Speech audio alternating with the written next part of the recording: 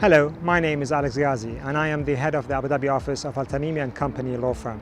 This short video is part of the project Children of Tomorrow, whereby we try to look at children's rights in the UAE, highlighting the legal consequences if a child is harmed or is victim of a crime. For example, what should teachers or staff who had regular contact with children do if they find signs of abuse? Are there authorities they can report to, hotlines or any specific actions required? How can they handle situations where a child accesses inappropriate cyber material shared on internet, social media, WhatsApp, etc.? For the purposes of the discussion of this video, we first need to establish that as per UAE law, a child is defined as any human being up to the age of 18. Without further ado, it gives me great pleasure to turn this discussion over to Hassa, who is a student at Just School in Dubai, and she will introduce our first topic. Hassa? Thank you, Alex. I'm here with Metha, litigation lawyer from Tamimi and Company law firm. Metha, what legal protection is there for children in UAE? There are several federal laws that protect and safeguard children, and the main one is the Child Law of 2016. I am now joined by Amna from the TMT department at Tamimi and Company law firm. Amna, what does the Child Law say?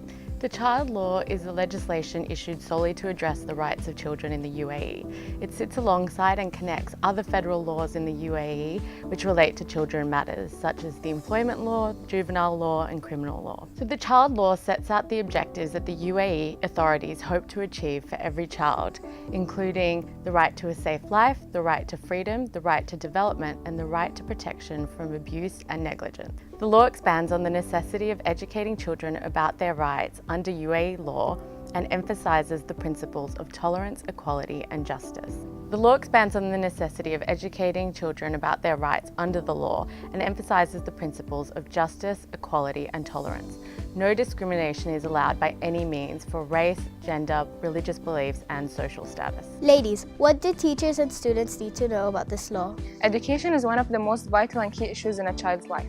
Apart from home, children spend most of their time in schools, so it is very important to make sure that the time is well spent in developing children to their fullest potential. In one way or another, most of the rights that we will be talking about involve schools and the time children spend there. Whether these rights are related to social, health issues, safety, or educational, or reporting incidents of abuse or threats. The law emphasizes the child's right for education, and the United Arab Emirates provides equal chances for all children living in the UAE.